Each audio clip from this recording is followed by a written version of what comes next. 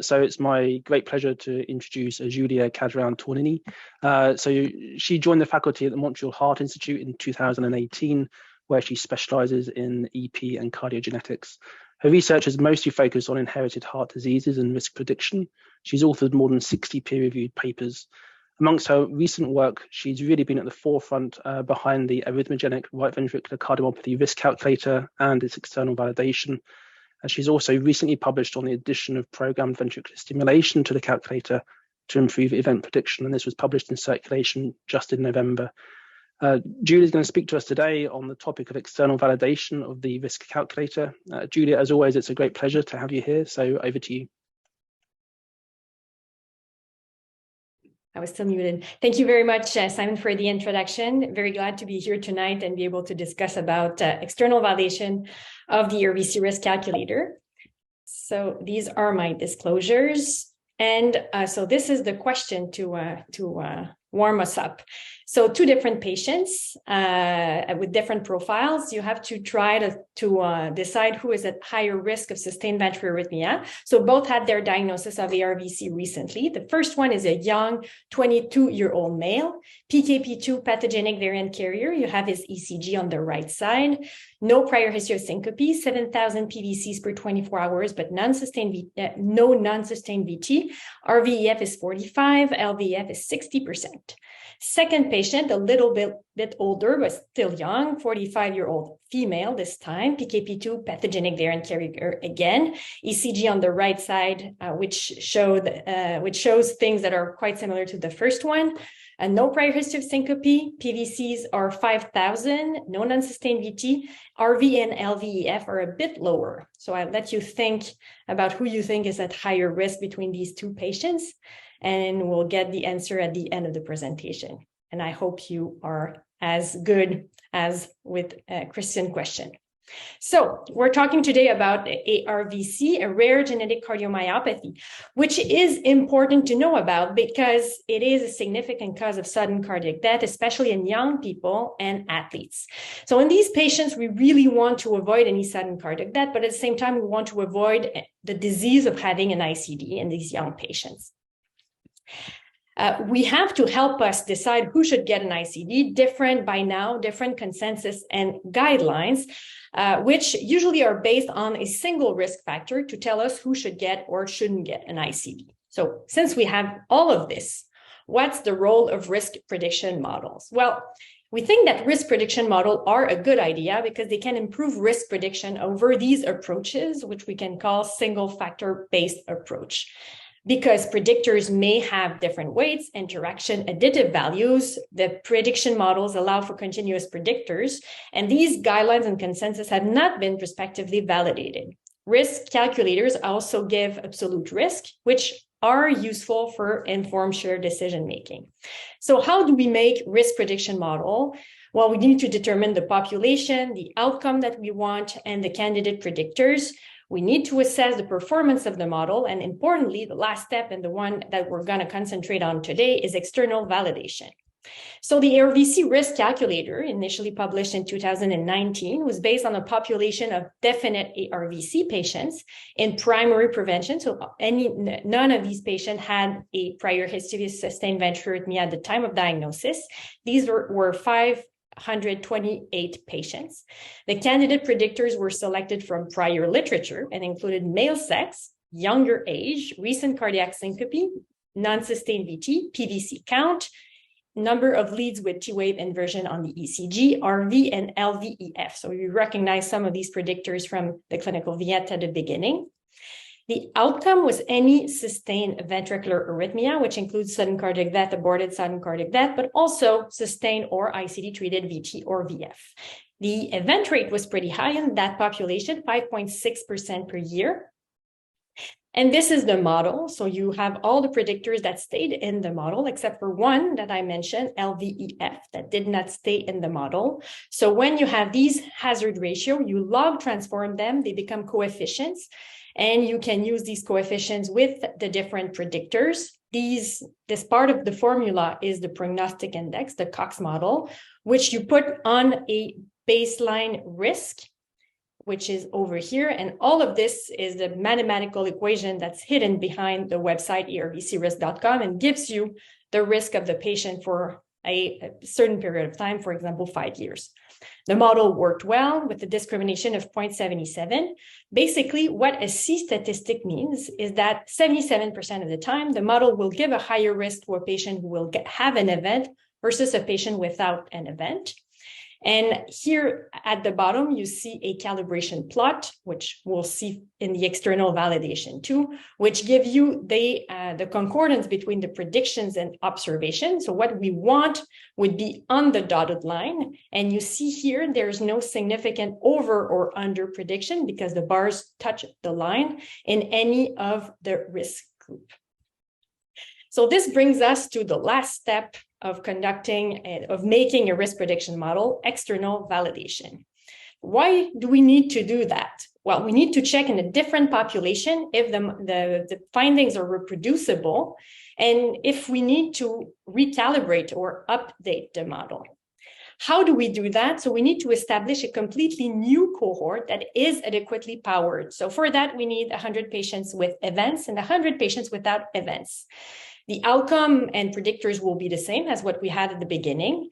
And we need to measure the performance of the model in this different sample of patients, this different cohort of patients, but also the need to make something new with the model in this new cohort. So this effort was recently published in European Heart Journal in August 2022. The co-first author were Paloma Horta, who is a postdoctoral fellow at Montreal Heart Institute coming from Barcelona. And co-first was Lawrence Boseman, who was the specialist in statistics that was also involved in the risk calculator.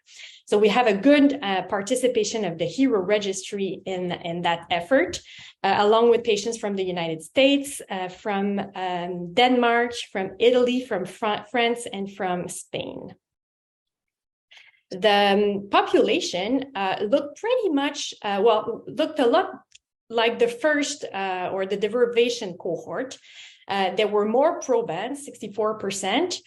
The proportion of PKP2 patients in the patients that were tested was the same, but less patients were genetically tested in that cohort. The event rate was also pretty high, 4.8% per year, which is pretty similar to what we have in the first cohort.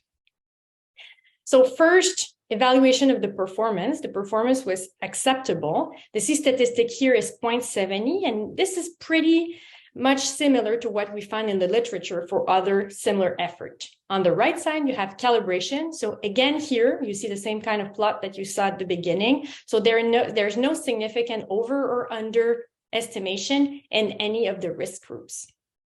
The next question is, should we do something with the model? Should we change something to improve the prediction in this different cohort of patients?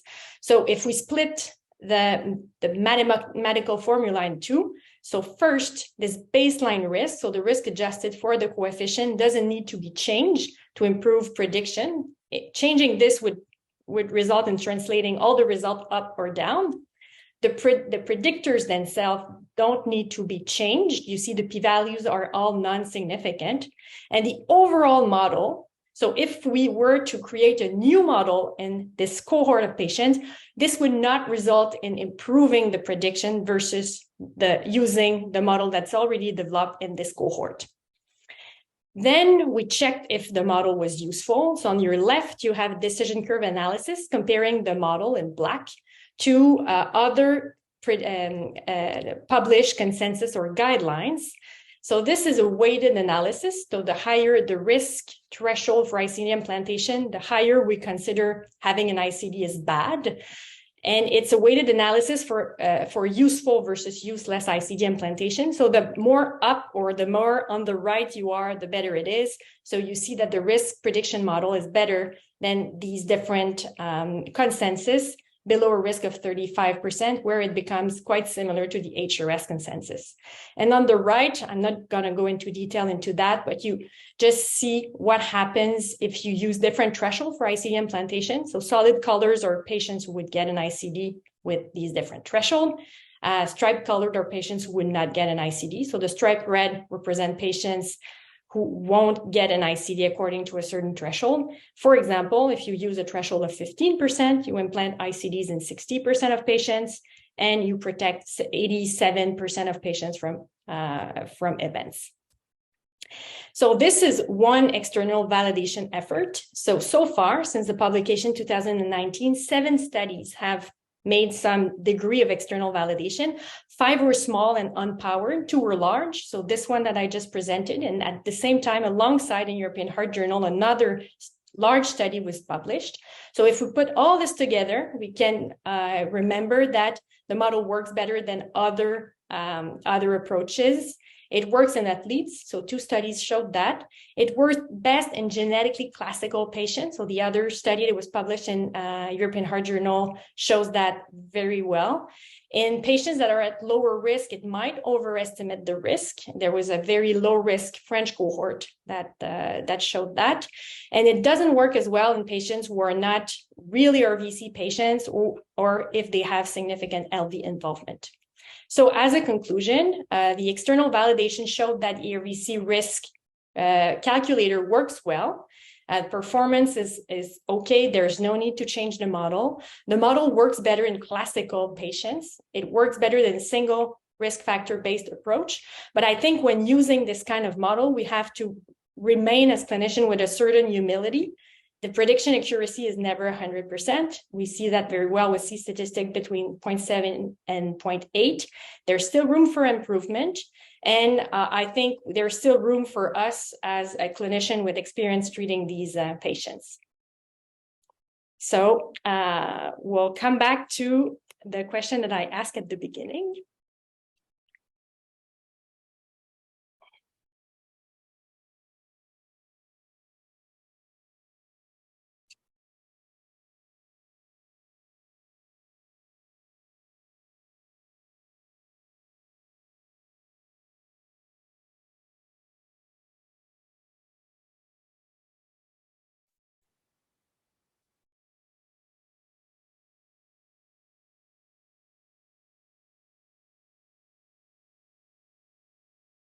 Okay, are we good?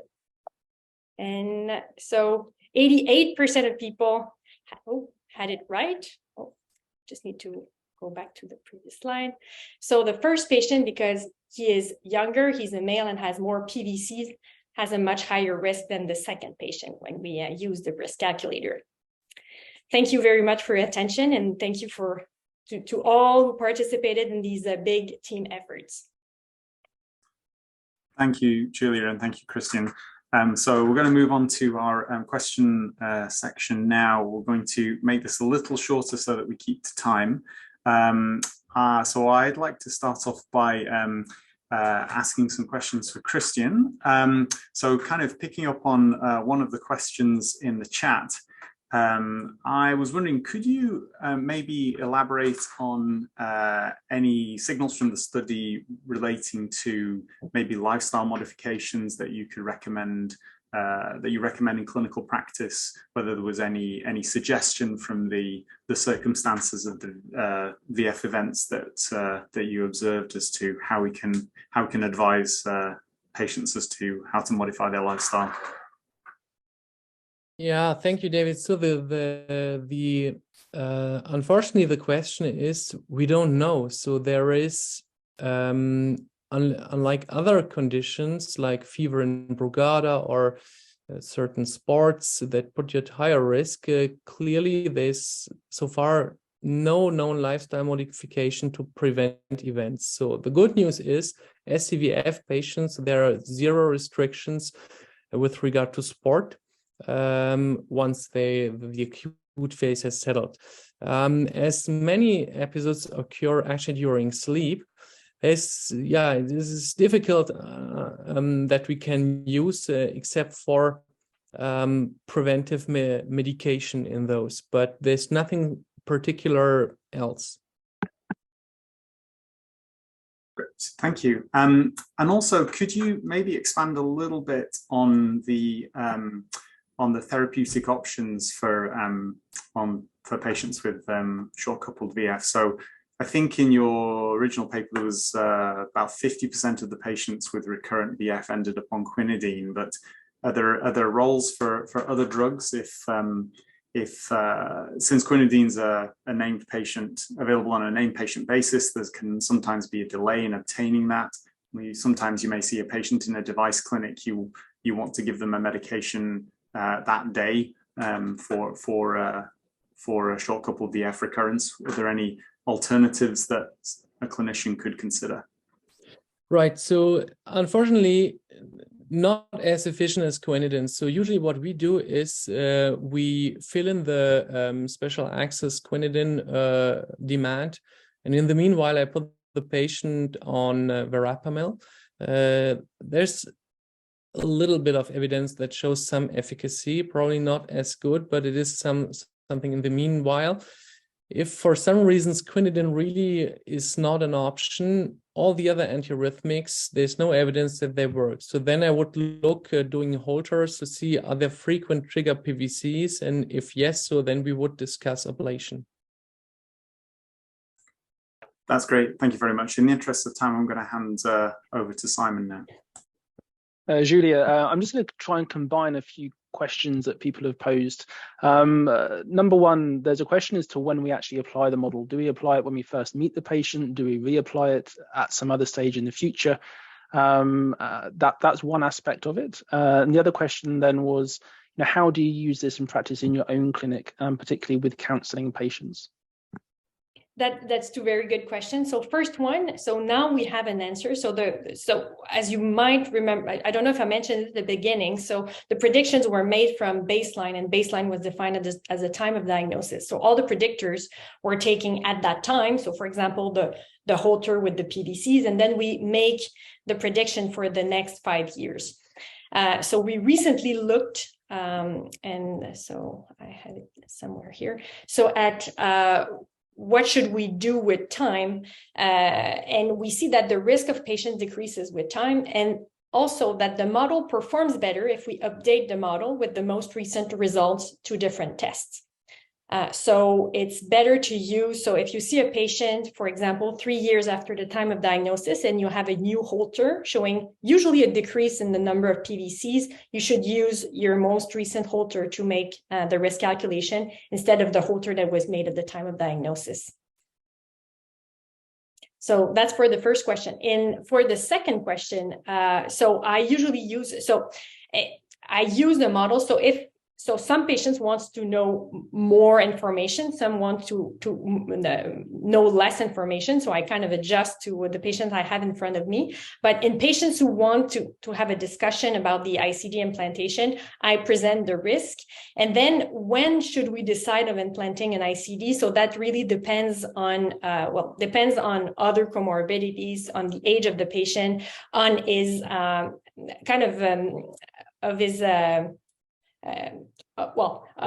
what he likes or what he thinks about the two competing risks of the sudden cardiac death risk and the risk of the defibrillator.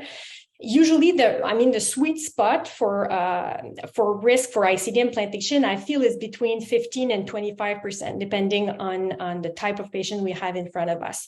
We have to remember when we use this kind of model that the event, I have it somewhere, that we are treating is not only sudden cardiac death, but it's also other sustained ventricular arrhythmia events. So this is different from the HTM calculator, which was mostly sudden cardiac death. So I wouldn't use the 6% they have at 5 years, which I think is too low for ARVC for this kind of model. Yeah, that's fantastic and really helpful. And I think the other question that was going to go from there is how we all have our own thresholds. And one of the challenges we have is a lot of these families have gone through traumatic events and they've lost a loved one, and everyone's threshold for device is different. Ours is often different to our patients as well. It's a hard question to ask you, but briefly, how do you summarize your approach in those kind of situations? Anxious family, maybe a low risk. So it really depends. If some patients are at intermediate risk and had a traumatic event and they want a defibrillator, I usually go for the defibrillator.